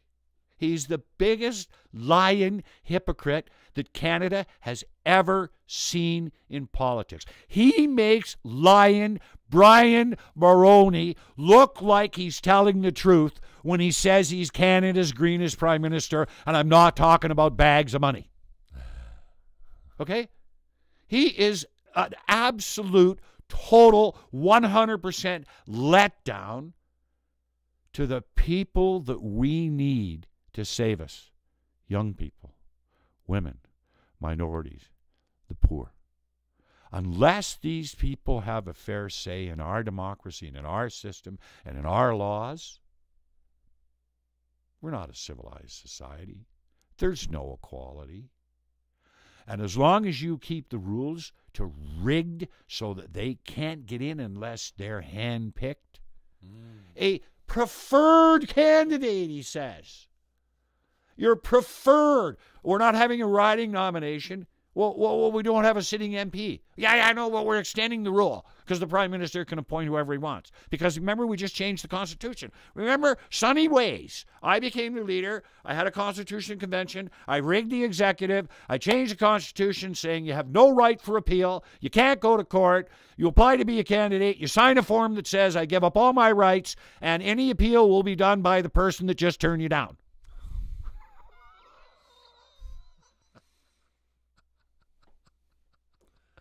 And the courts say, you're not allowed to interfere in the workings of a political party. But I didn't sign no form, Your Honor. Doesn't matter. But wait a minute, Your Honor. If you can't run as a liberal or conservative, you can't get to Parliament. And the Charter says I have, under Section 3, the right to a seat in Parliament. So they got the rules fixed so that all these women, poor, First Nations, immigrants, minorities, they'll never get a seat in Parliament. So our Charter is meaningless. Correct. And I actually think I was so happy to get rid of Harper. Yeah. For this guy? I was actually hopeful. I was hopeful too. Walking, when they walked down with their gender-balanced friggin' cabinet, which I don't believe in quotas or genitalia, preference and that kind of stuff. That's the article I wrote in the Sun. Best person for the job. Yeah. But he had me. I was tweeting out, it's a new day. He had us. We went to Montreal to the convention. I helped the son of a bitch become leader. And then I worked my ass off to defeat every conservative I could. Meanwhile, a year before, I'd got so fed up with Kathleen Wynne's bullshit, I'd started the None of the Above party and ran in the election for 8 candidates in the election before that. But I still, knowing what was going to happen, okay, I believed it. I drank the Kool-Aid, Oh, God. So, I don't feel so bad. Vez drank the Kool-Aid. Oh, my God. And I was a Dalton McGuinty liberal. We made a deal at the Harbor 60 Steakhouse with Dalton and Gerald Butts, Murray McLaughlin, the singer, Peter Regan-Streif, the Tory political analyst, and me. We had private dinner. And we made a deal. And Dalton said, you'll support us? I said, I'll support you. I'll run for a nomination in Mississauga if you want. I did run for the nomination, and Greg Sobera came and said, we got a preferred candidate. Will you step down? We'll take good care of you. Oh, sure, Greg. Okay, I'll do that. I stepped down. I worked for Dalton. Wins a big majority. What happens to the referendum? We had it. I'm campaigning against it. It'll double the amount of politicians. Don't do it. Don't do it. But we had a referendum. And I still stayed because we're going to introduce a green policy. I thought, okay, finally. And out comes the green policy. Gerald goes out to the World Wildlife Fund to make whatever to make lots of money so that he can get a $300,000 severance for resigning, even though he wasn't entitled because he had to get paid to work on Justin's campaign until Justin won. So having $300,000 in the bank, severance from quitting your job, where you're not entitled to severance, from the World Wildlife Fund, where your Canadian taxpayers are paying for it with charitable tax credits. Don't you love democracy? I love democracy. So, yeah. And, what happened to Green? Oh, Jerry was gone. And what happened to Green Plan? It got Smitherman. Huh? And what happened? Richardson or whoever it is, Greenfields, whatever the hell their name is, 465,000. We get you 163 million. Oh, wait a minute, with party president. Hey. Liberal Party president. What the hell was his name again? President of the Liberal Party. Guy in the CBC News has got the same name. Jesus.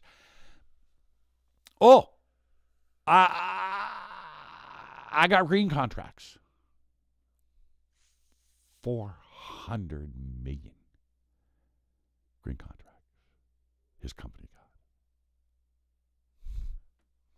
The president of the Liberal Party of Canada. Yeah. We made 4 funding applications with the university. They each cost us a lot of money to make. Every single one of them was turned down. And this professor just published the 5,450-page Bible on energy, and they turned us down. They gave ethanol from coal and hydrocarbons from... They gave 95% funding for hydrocarbon fuel research. 95%. Research. Technology, demonstrating great ways to use fossil fuels. Great green technologies. Green methane. Let's take the methane from the garbage dump, so we've been venting, which is a bad thing, and we'll suck it off, and now that's green methane. That's a good thing. Oh, I got an even better one. Let's make hydrogen from electricity and pump it into the natural gas pipelines. We think we can put about 5% in before you have metal embrittlement. Oh, what's metal embrittlement? Well, you see, the hydrogen molecule is very small. And so when you put hydrogen in a natural gas pipeline, we'll mix it all up. We'll use a big spoon in there, and we'll mix it all up like a big cooking spoon. But actually, when you put hydrogen in a natural gas, neat hydrogen into natural gas, it does not mix 100%. And from the point of injection, for several miles, you'll have hydrogen escaping that line. And eventually, you'll have a failure. And you won't have a failure of a couple of 100 feet of line. You'll have a failure of the entire line. Catastrophic failure. In downtown Mississauga today, Hydrogenics is injecting hydrogen into the gas line along Eastgate Parkway, where the bus BRT line is. They're doing it. And they say, we think we can develop the technology to make it safe, but let us try it in downtown Mississauga. And they call it power to gas. Okay? That is how insane these politicians are. Okay? And they're getting sold this by Enbridge. Enbridge went and bought Hydrogenics. Why? Because we can keep using natural gas.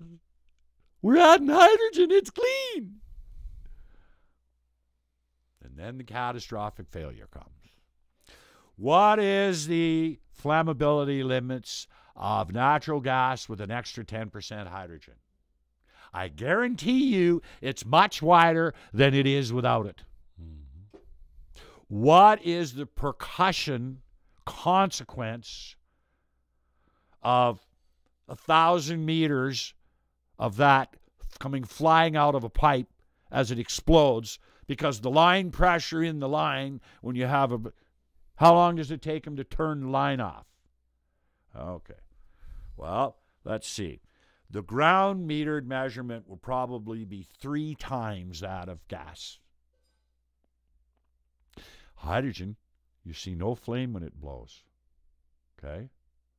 You don't see burnt hydrogen in air. You can't see it. You put your hand in it, it'll burn right through it. Okay? Natural gas with enhanced hydrogen or oxygen. You're going to see all them pretty colors of the rainbow. And the percussion, the mushroom, fire cloud from that, it's retarded. Pardon me, I said it again. No.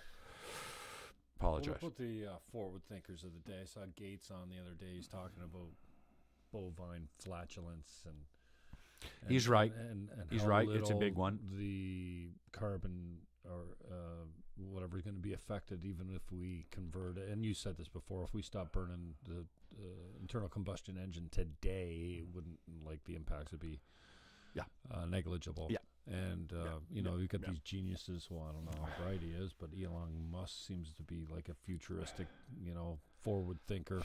Where are these? Well, how come these guys don't? Okay. Bill Gates funded an organization with $1 billion of his own money and several billion from Branson and all the boys called Breakthrough Energy. The primary technology that Breakthrough Energy is funding is ammonia from electricity, green ammonia. Because 2% of the world's emissions come from the emissions for making ammonia. 2%. 2%. 10% of the world's emissions come from marine ships. And there's a move to get marine ships, all of them, on ammonia by 2030. And MAN Diesel and the biggest shipping companies in the world are building ammonia engines and ships and testing them today. Okay? So, the low, and so Gates is there. He's got money in this field. The U.S. military's in this field. Donald Trump funded 16 ammonia projects. They know. The big boys know now. They know what's coming. And they're just lining themselves up and getting ready. They're going to squeeze every nickel they can out of what they got while they can, and they'll turn on a dime. Charles Koch from Koch Industries, billionaire, second largest private company in the world, or in the United States anyways, who owns 40% of Canada's oil sands, also owns Koch Fertilizer, said, as soon as I can make more money in my N business than I can in my HC business, I'm going to be all over it. He said that 10 years ago. 2 years ago, he started funding green ammonia. But it took him 8 years to get to the point where you could see it. So, when the biggest guys in the world, when Yara, the largest fertilizer manufacturer in the world, who owns the largest private fleet to ship their ammonia around the world, starts building green ammonia plants all over the world, with Siemens, with Haber-Trosch, with all of the biggest companies in the world.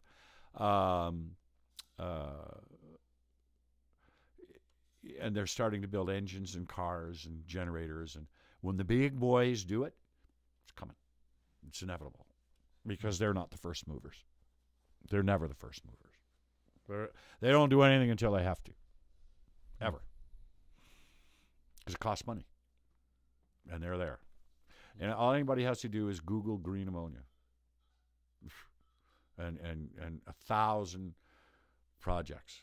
Science Magazine did an article in June saying that green ammonia was the fuel of the future for a carbon-free world. Well. This is Science Mag, right? So, okay. You want to hit anything else? Or you want to go for duck? I got reminded of that today. Jacob Bergsman, a buddy of mine that leads a band here in St. Catharines, well, all over the place now, but Niagara band, put us, and Ma was in the background, and I followed them. I retweeted their Peking duck. Yeah. As a special, they had I scrolled down the list of tweets until I found it. It was a year old or something like that. But so nice. Ma Chinese. I see you have missed a meal in a while. I took 20 pounds off. I was 245. I got down to 213. 220. But I had to start drinking again. It's amazing that 4, 5, 6, 7, 8, 9 beers a day. I cut that out. That nasty shit. I went on the ketosis, whatever they call it, the protein, low carb, and quit alcohol pretty much. I still have occasional.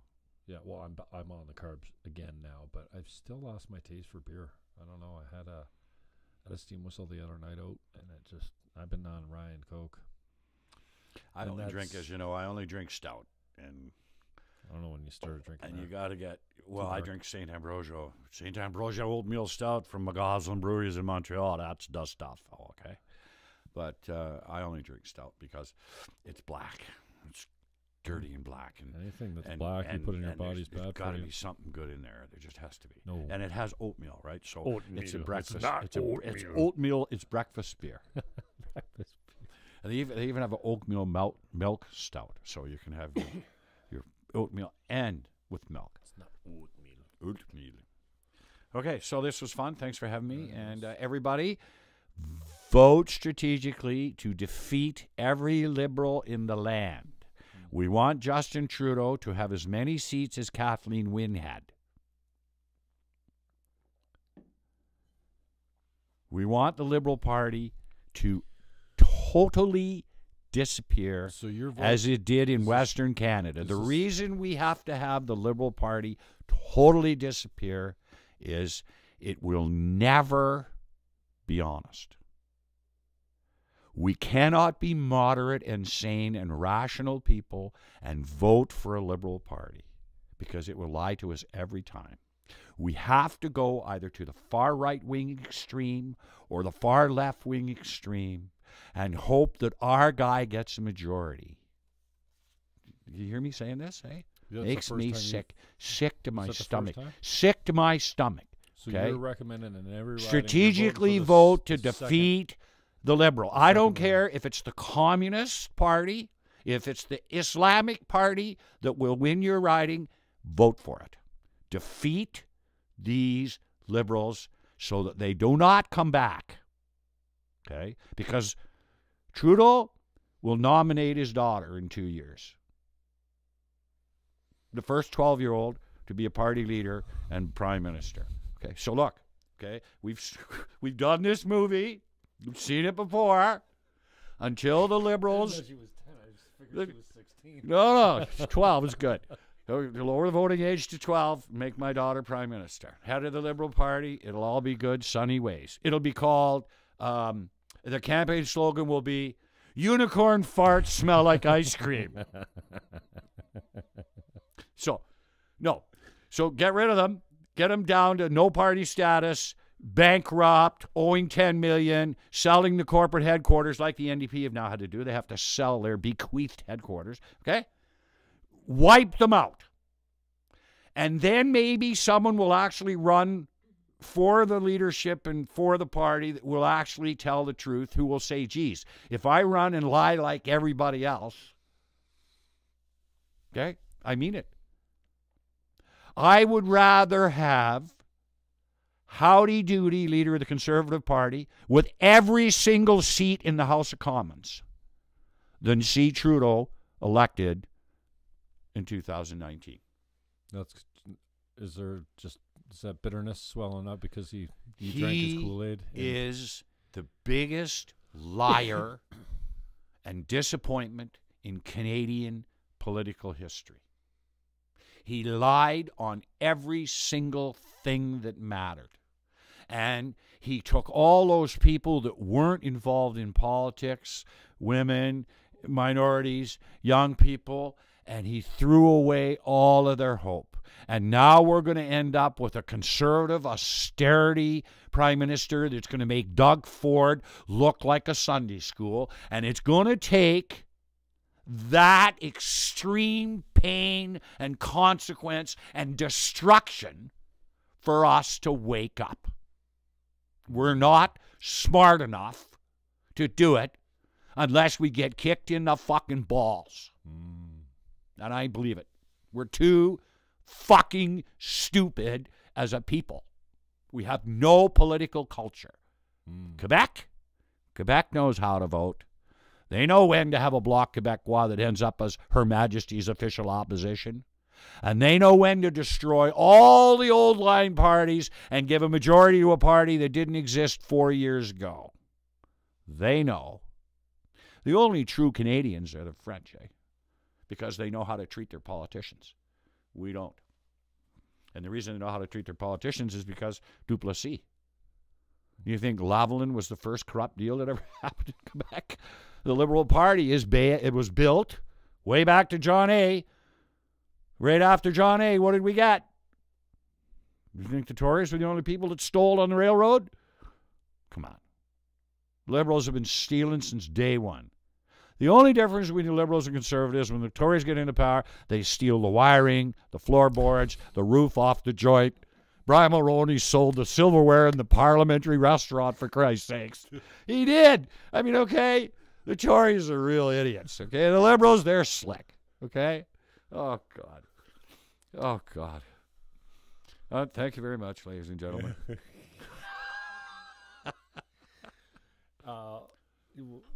The answer is to definitely not just starting another political party. Thanks, Maxime. He's the only one making sense out there these days. You can start another political party, and you can complain to the chief electoral officer that he told the parliamentary committee that as soon as the government made a law on debates, that you had to include the smaller parties because now it's a government regulation in the charter, and you can file a complaint to him, and you could say, Chief Electoral Officer, you should tell the broadcasters that if they don't have another program for the smaller parties, that it's an illegal corporate contribution because corporate contributions are legal now, and it's affecting the outcome of the election. And you can file that complaint. And you know what he'll say? Fuck off. And then he'll go to the Intra-Parliamentary Union, and they will set rules for elections in Zimbabwe exactly as I just told you they should be. They'll go all over the world and say, you have to let your small parties on television. The United Nations Declaration on Human Rights says you do it. The International Convention on Political Rights says they have free access to the media. The public owns the media. Just not here. But not in Canada, because we have a charter. We're the democracy that everybody should look up to. And if you want to do international contracts, half of the companies that do them, that are on the UN corruption list, are Canadian. So come and see us because we can get the contract approved. And when we get caught, we'll just get the law written so that we can do it again. Oh, please. It's like living in Putin's Russia and the oligarchs just took everything. How much for Ontario Hydro? I bid $1. You bid too much. I bid 50 cents. Okay, we don't take highest bidder. Oh, my God. Oh, my God. And this is what we've done. It's what we've done. We've got the largest country in the world next to the Soviet Union. We've got, 20% of the world's fresh water? We got the 3rd largest oil reserves on the planet Earth. We got the 5th largest natural gas reserves on the planet Earth. We have more lumber than any other country on the planet Earth. We got gold, we got silver, we got nickel, we got tin, we got. Who has the lowest resource and oil royalties on Earth? Get it from the ground. Who? We do. For everything. For everything. Water, oil, everything. gas. It's $2 for 100 million gallons of water for Nestle. Oh, and we forgot to renew our permit there 15 years ago, and we're not giving you the $19 we owe you. And you have to sue us. And we're going to file a free trade complaint. And it happened. Like, it's ridiculous. It's ludicrous. It's ludicrous. Sit at home on your couch there, boys and girls. You're a frog in a pot of boiling water, and the water's boiling, and you don't have a clue. It's a shame. Do you know if I was an American? If I was an American, you know what they'd do with me? I'd be on Mount Rushmore by now. I'd be the greatest freedom fighter since the Alamo. But I'm in Canada. I can tell you one thing, okay? If I ever win the lottery, I'm going out with a bang. I can guarantee you that. Oh, my God. And the real shame is it doesn't have to be this way. It just doesn't. You know? We had all those minority governments with Jack A. Horvath. Horvath had the Liberals And Jack gave us by the short hairs. Oh, let's have an election. Why? Well, because the NDP won in Alberta. Jack gave us Harper. And because the Liberals got 8 seats, Horvath is still there. How is that possible? Well, If the Conservatives had got 40 seats, what's that? I mean, the leader how is wouldn't that be there. possible? The Greens haven't had a freaking leadership Oh, debate let's since talk about the Greens. Have you been on the Greens 2006? Facebook page? Oh, my God, I posted something the other day, and I thought that I dropped a stink bomb at church. I couldn't believe it. Oh, my God. Didn't she get removed? Who? Did they delete your comment? Oh, no, I don't know where. No, a bunch of people went after me. I must have had 100 people come after me. One guy, and then they go off the Facebook page and they go to chat so other people can't see what they're saying.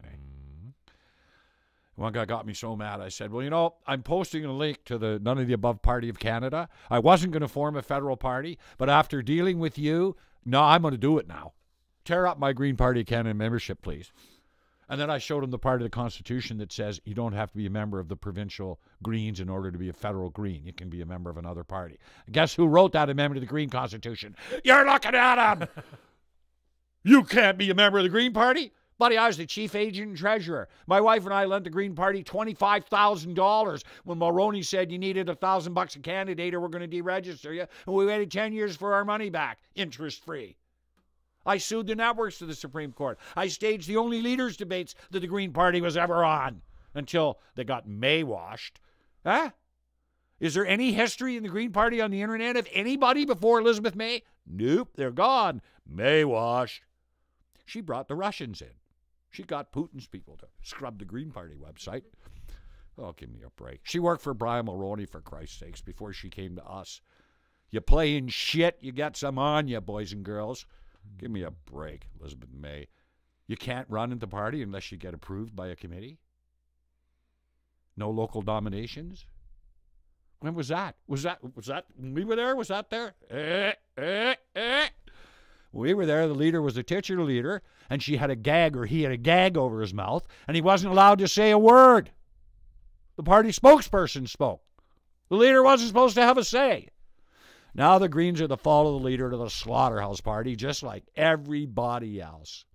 They spent $1 million 4 elections in a row to elect Elizabeth May. They spent that for 4 elections before they elected her. Huh? And since... This is going to be the breakthrough election. And they spent $1 million in every election on her since. Do you know how much they spent on all the other candidates combined?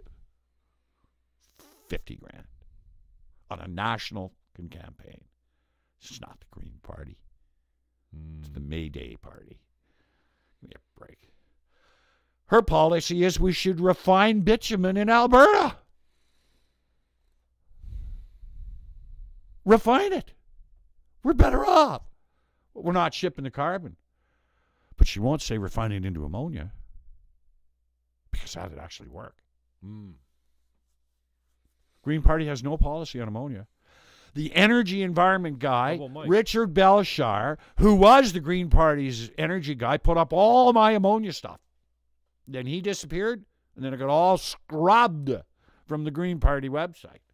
How about Mike? Has he got any policy on... Mike Schreiner? He's got your buddy in there helping him Mike out. Schreiner's policy is... I'm sorry we don't have open Democratic nominations. The committee will not tell me why they wouldn't approve you as a candidate, Greg Vezina. The Green Party refused to approve me as a candidate in the 2014 provincial election, and that's when I started the None of the Above Party.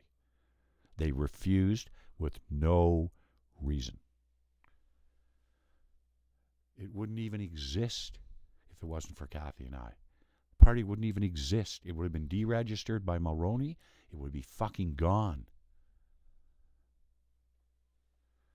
Elizabeth May would never have got on the first debate if we hadn't done what we did for 25 years before her. You won't see my name. If you type Greg Vezina Green Party, you'll see the Globe and Mail says, fringe debate better than the regular debate. How about your buddy from North Bay there? Gord Miller. The Eco Commish. Well, he was my good friend until he got a salary at the Green With Party. The GPO. I shouldn't say it, but Gord's a little lost. Love Gord. Some really good people were replaced Yeah. so that they could afford to pay Gord. One of them's a friend who's got cancer and is about to die. This will all come out just in time for the next election. Just watch. Yeah, eh? Yeah. Someone's got cancer and he's dying and you fire him so you can hire Gord? Ooh, that was a nice one, Lizzie. Or Mike. That was a nice one, Mike. Lizzie's got elected. Lizzie's got the same problems. No, I'm not talking about before. I'm talking about after. Gord's got the $150 a year. He's around all full time. He's making more money than a leader. He's a consultant. I guess he's got to eat, but And he comes with a nice resume, but what can he do with the GPO? But what's he done? He didn't get elected. He didn't come close. And I like Gord. And he stood up for me. He was on your show. I mean, he stood up for Ammonia, but no one will listen to him. He never did a report. He could have done a report when he was there with the life cycle emissions and said, just a minute, this not using ammonia in our natural gas plants violates the Environmental Bill of Rights all day long. Technology is available. It's known. It's cheaper. I said, help me with an Environmental Bill of Rights complaint. Oh, geez, no, it'd have to be arm's length. Yeah, you got to do it yourself.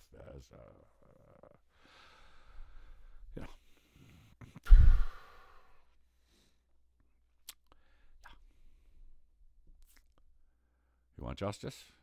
Go to the bank. Get a bunch of $20 bills. Go to a strip bar and get your justice, $20 a shot. So if you want to go to court. Well, at least we're not in China. The one good thing about Canada is that I've not got killed yet. Because if I was in most other places, I would have been long gone a long time ago. I would have fallen down the stairs. I would have got hit by a beer truck. I would have I would have had a special accident. So, and that is true. In Russia, it'd have been a drive-by while I was walking by the Russian embassy there, like the opposition leader, right? If I was in Ukraine, radiation poisoning. It would be polonium tea.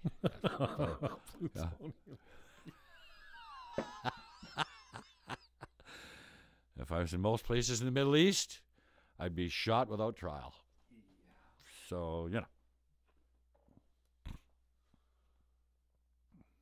exactly. Beautiful. And in America, I'd just be sent to Guantanamo. Wow, 2 hours, man. Yeah, it's not bad. It's a good show. I'm doing some good advertising. I don't know. Is there anybody left watching? No. One. Thanks. Thanks, viewer. Me. Yeah. Oh, thanks, viewer. All right, there we are, bud. Check Anthony Botting, Book of Wanderers. Thank you, Vez. Yeah, we could talk all day, but I want to get some duck. You got time to get some duck? Duck. All right. We will talk to you guys later, and subscribe, like, hit the notification bell, and fuck you later. Peace out. It's not much poetic on YouTube. Good. All right. 2 hours, huh?